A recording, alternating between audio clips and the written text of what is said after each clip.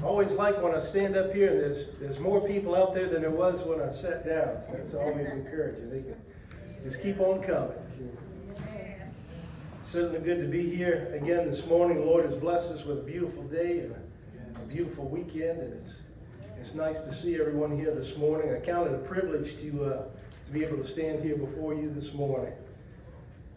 I thank you all for making the effort to get out and attend this morning.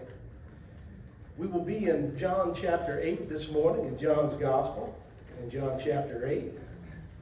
We took a little break from John last week for Mother's Day, but we'll be back there this morning. You remember our context, what was going on last week, 2 weeks ago now.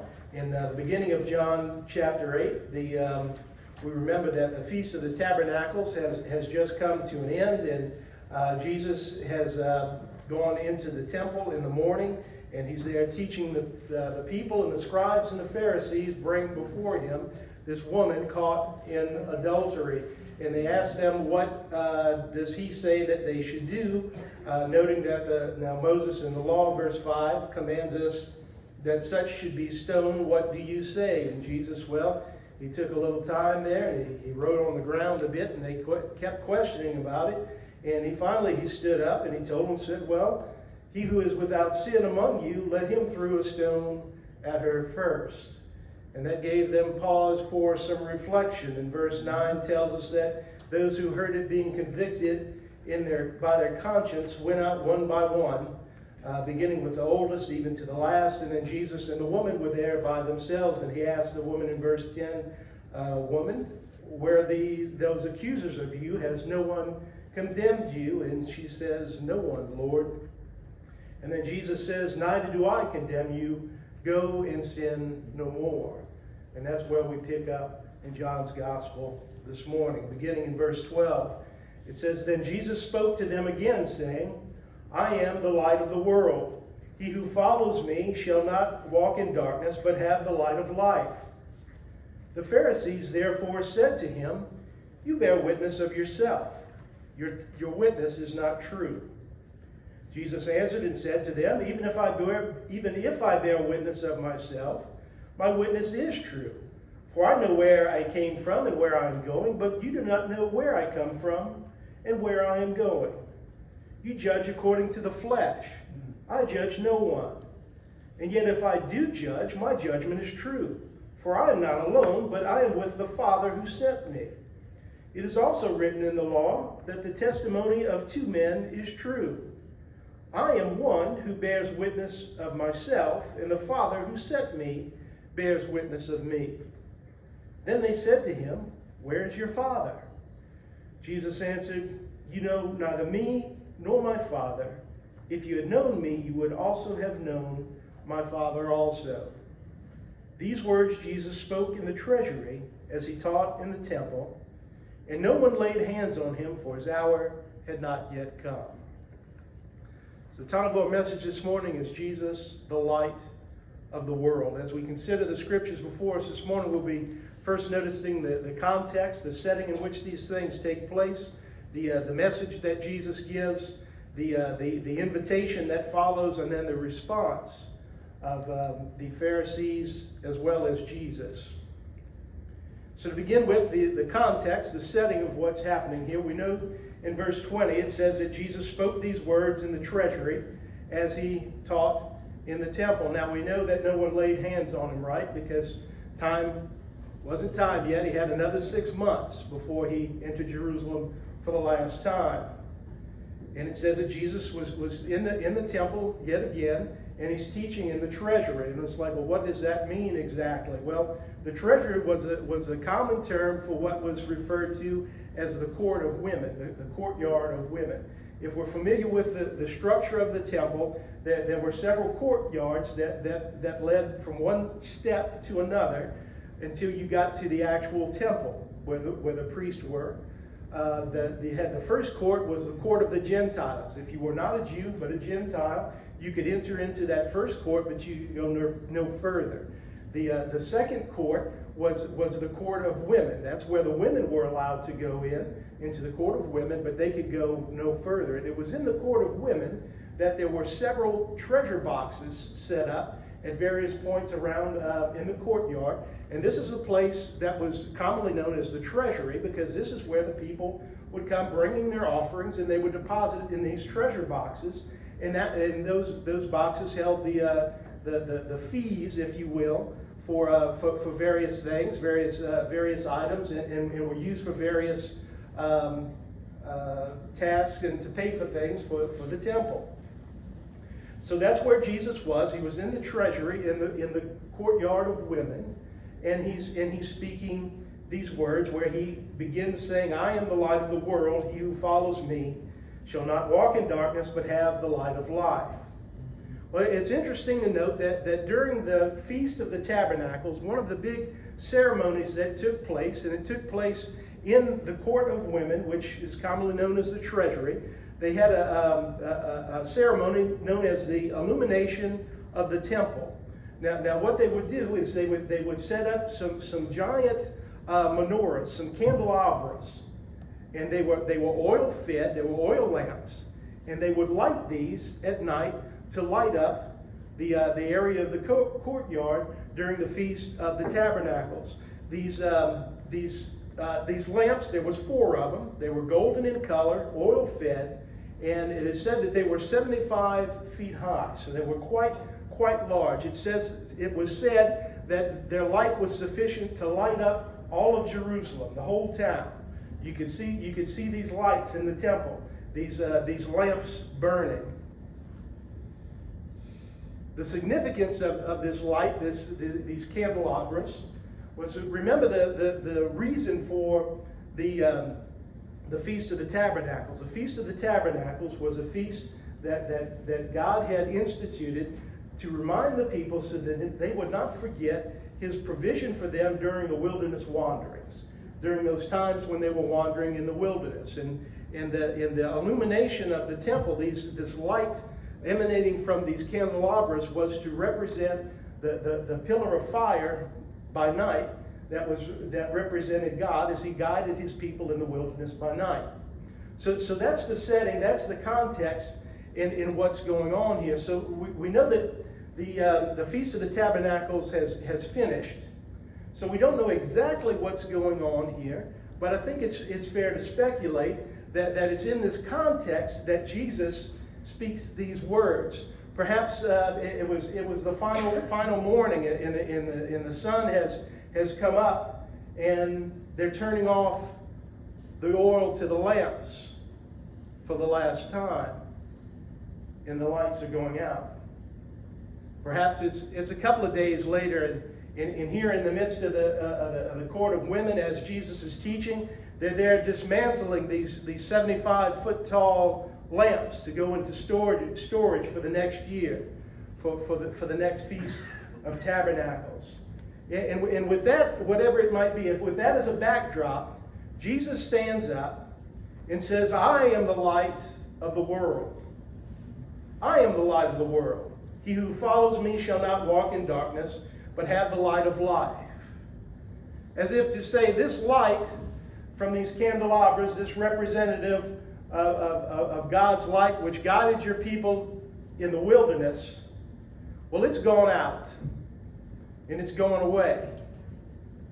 But friends, I am the light of the world. Imagine the impact that would have had on those people there in that setting at that time. And of course, that's the message that Jesus is delivering to the people there. I am the light of the world. I am the light of the world. Jesus says, I am the light. Not just any light, but I am the light. There was no other light. Remember in John chapter 1, in John's introduction, in verses 4 and 5, it says of Jesus, "In him was life, and life was the light of men." It was the life of men, this light. Life was the light of men. And the light shines in the darkness, and the darkness did not comprehend it. Light shone in the darkness, and they did not comprehend it. It means they didn't understand it. They didn't get it. Does it mean that they couldn't? No. They just didn't. that chose not to. And then in verse 9 it says, that was the true light which gives light to every man coming into the world. Gives light to every man, everyone ever born. Doesn't matter whether you're a Jew or you're a Gentile. It means for everyone in the entire world. Doesn't matter your address or your social standing. Doesn't matter whether you grew up in the farmhouse, the penthouse, or the poorhouse. Jesus was the light of the world, of the whole world for every man. That was the message that he was presenting. And then in that message there's also an invitation. He says, I am the light of the world. He who follows me shall not walk in darkness, but have the light of life. If you should choose to follow me, friends, you can walk in this light of life, if you so choose. We either walk in darkness or in the light. If we have not chosen light, we are walking in darkness. Many folks don't realize that by not choosing, they've made a choice. And friends, we in the world, well, folks that are in the world, they're in darkness by default. And many people don't realize that. And you have to choose to walk in the light. Remember John 3, verse 19. Scripture tells us, and this is the condemnation. This is Jesus' words.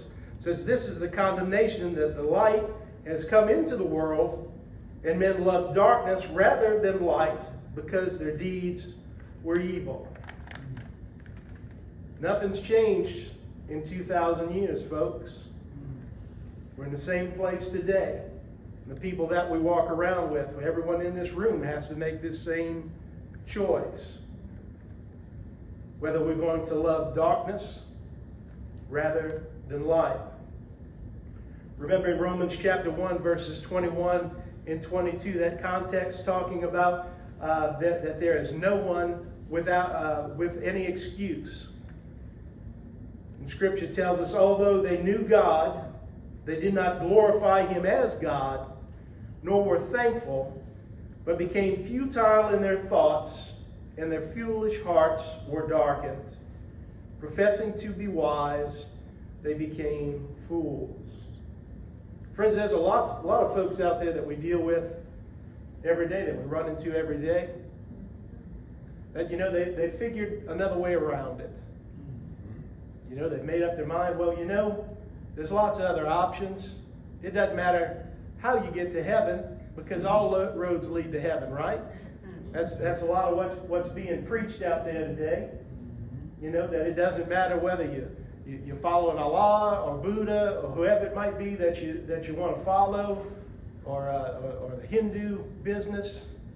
It doesn't matter, because we all serve the same God, right? We're all going to end up in the same place, but that's not what Scripture teaches us.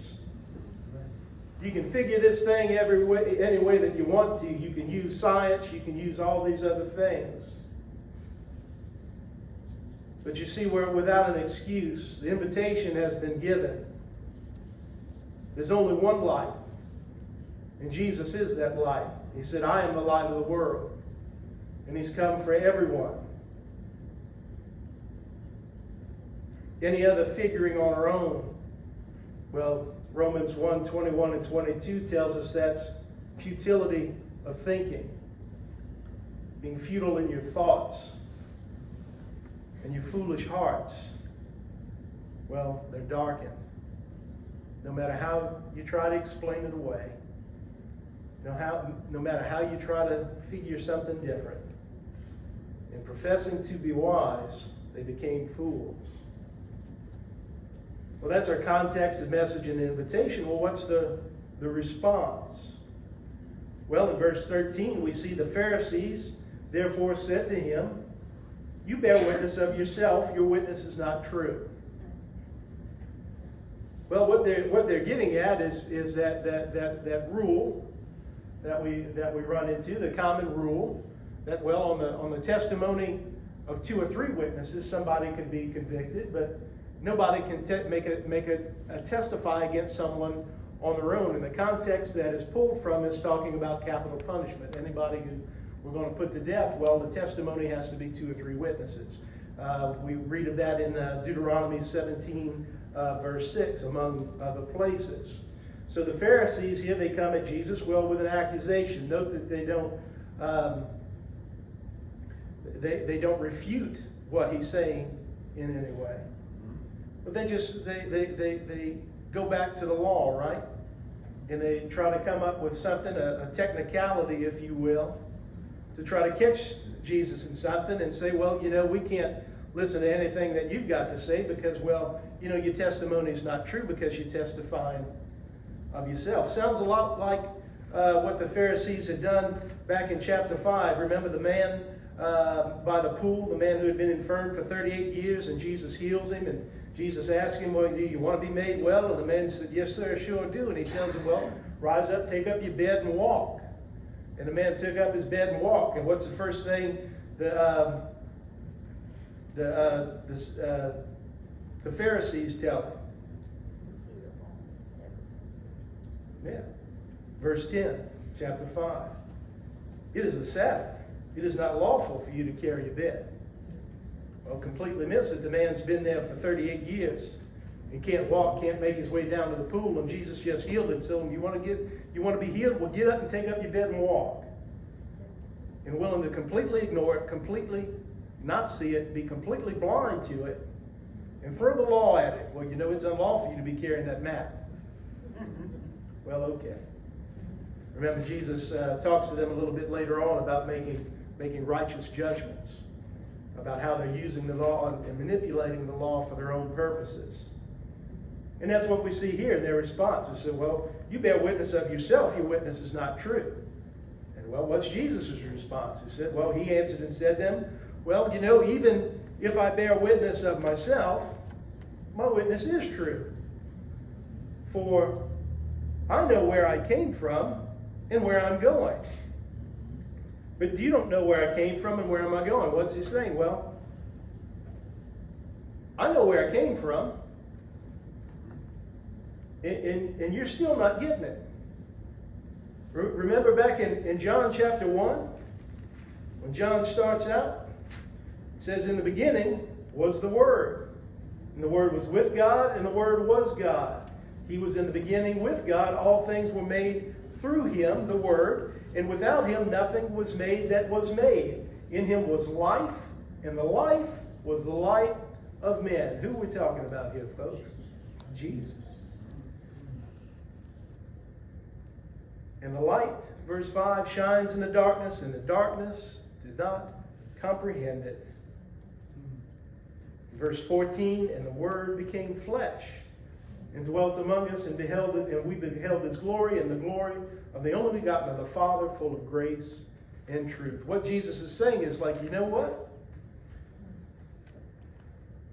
If I bear witness of myself, well, guess what? My witness is true.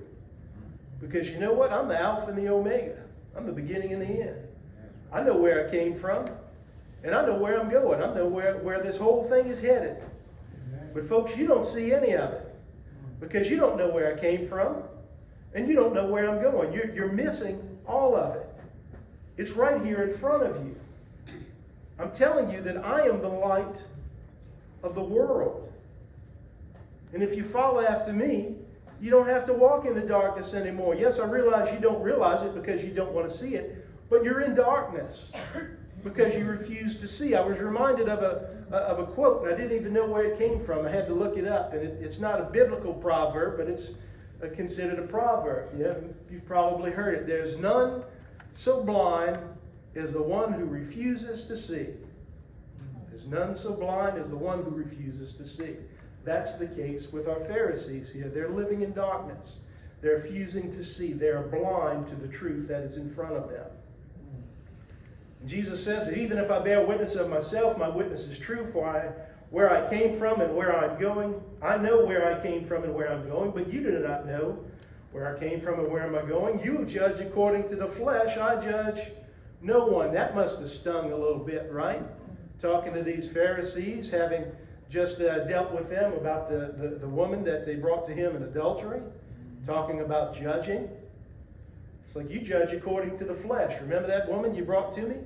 You weren't concerned with the law. You were setting a trap for me. You were using her in that situation for your own gain. You were acting in the flesh, and you're doing the same thing right now, coming to tell me that I can't bear witness of myself. Because you don't get it. You don't know who I am and where I'm going. And you're refusing to see the message that I am providing for you, the invitation that I'm giving you. And he says in verse 16, and yet if I do judge, well, my judgment's true. I'm not here to judge you right now. I'm not here judging. But when I do judge, if I do decide to judge, well, my judgment is true. For I am not alone, but I am with the Father who sent me. It is also written in your law that the testimony of two men is true. I am one who bears witness of myself, and the Father who sent me bears witness of me. How many countless times through a study of John has Jesus said over and over again that I am not acting on my own accord, that I and the Father are one, and I am here on the authority of the Father.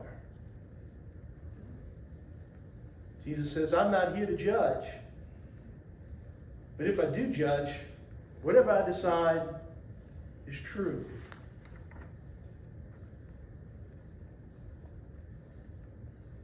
Jesus came this first time to offer salvation to the world. He says, I am the light of the world. You don't have to walk in darkness anymore, friends. But I have the light of life. You know, Jesus is going to come again. And that time when he comes, he's coming in judgment.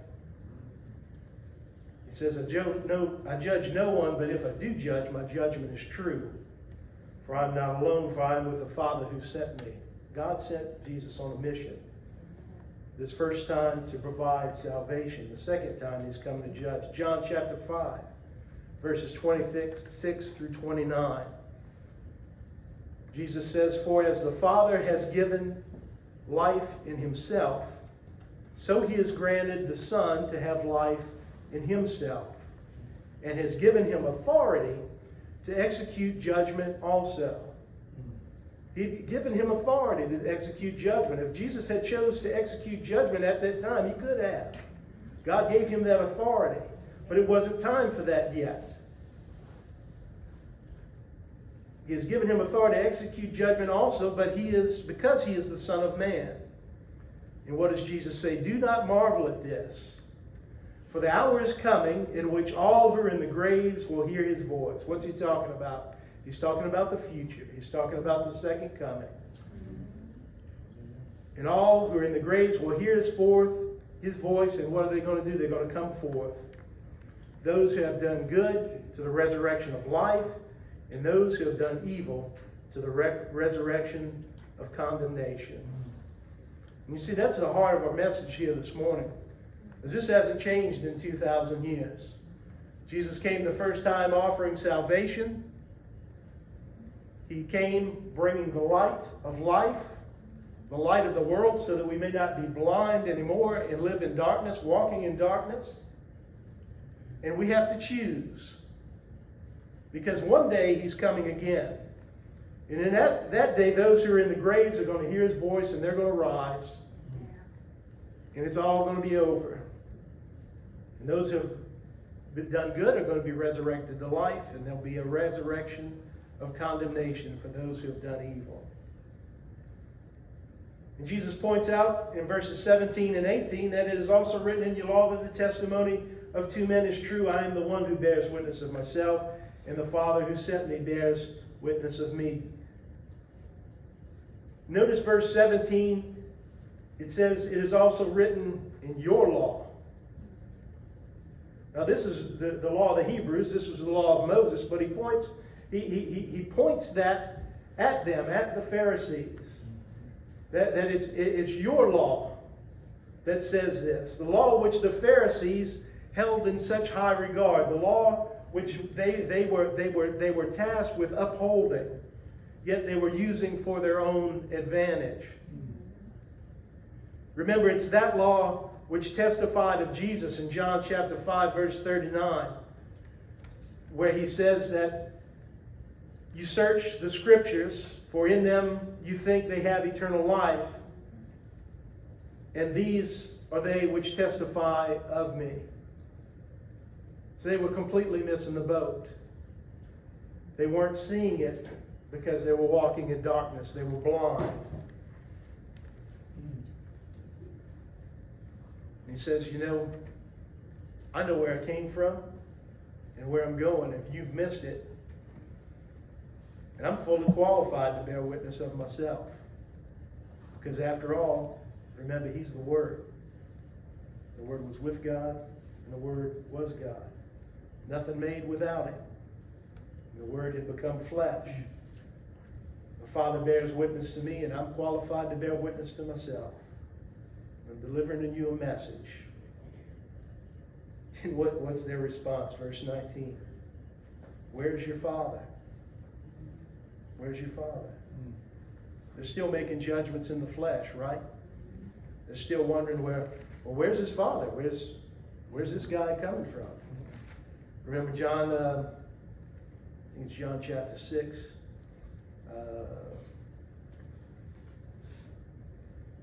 John chapter 6, verse 41 and 42, where Jesus has made his first I am statement, saying, I am the bread of life. In verse 41, he says, I am the bread which came down from heaven. And they, the Pharisees, said in verse 42, is not this Jesus, the son of Joseph, whose father and mother we know? How is it then that he says, I have come down from heaven? They completely missed everything that he's trying to teach them because they are walking in darkness.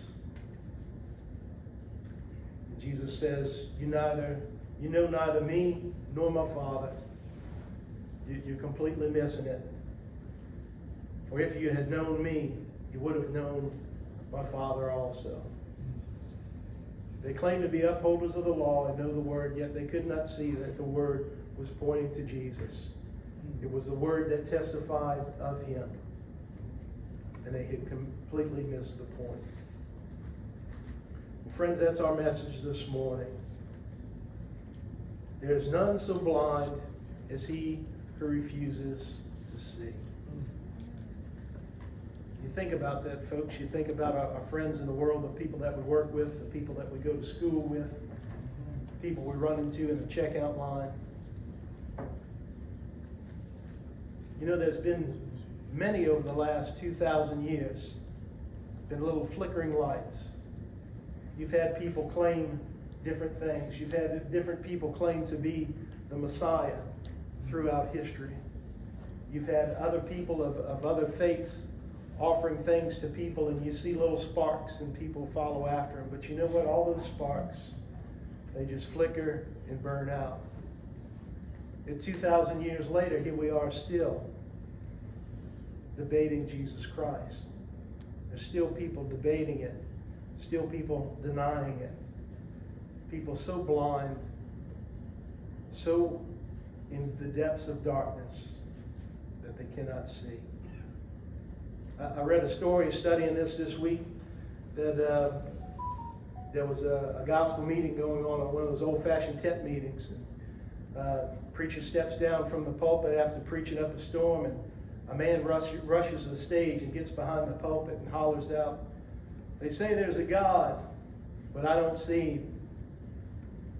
They say there's a heaven, but I don't see it. They say there's a Jesus, but I don't see him. About that time, they bustled him off the stage, but you know, the critics in the crowd, they were cheering.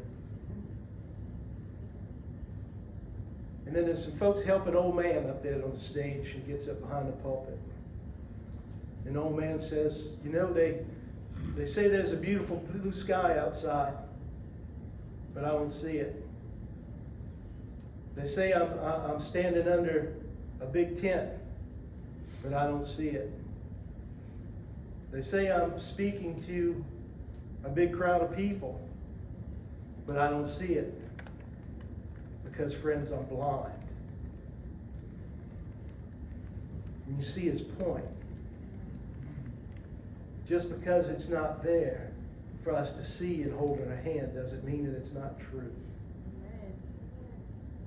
We can allow ourselves to become so blind, so in the depths of darkness, that we lose our ability to see. When I was a boy, I remember visiting a cave. We did a lot of that when I was a kid, and they had a pool of water in this cave, and they shined a light in there, and there was fish that lived their entire life in that cave. And you know what? Those fish didn't have any eyes. Because they lived in the darkness in that cave for so long, they eventually lost their ability to see, and their eyes had just grown over with skin and scales, and they no longer had eyes. Friends, we can become so blind to the things that are right there in front of us if we're not careful. You know, we have a responsibility as Christians to allow our light to shine. We have a reflective light. We reflect the light of Jesus, the light of the world, who has shone for all men. If they don't see it in us, how are they going to see it? The world's offering plenty of alternatives. Plenty of folks out there think that they've got it figured out. Friends, Jesus said that I am the light of the world, the light of the world. What are we going to do to share that light with others? Friends, that's our message this morning. If you're struggling in your Christian walk this morning, if you're sitting here this morning realizing that you've not done everything that you could do, and there's some things that you've allowed into your life that has allowed the darkness to creep back into your life, and it's crowding out the light that Jesus has provided, we want to pray with you and for you this morning. And if you're here this morning and you're not yet a Christian, friends, there's no better time to make that commitment and do so this morning. Jesus says, I am the light of the world. You don't have to walk in the burden of darkness, stumbling around in the dark any longer. He is providing light, and that light is life. Won't you take advantage of that invitation this morning as we come together and stand and sing?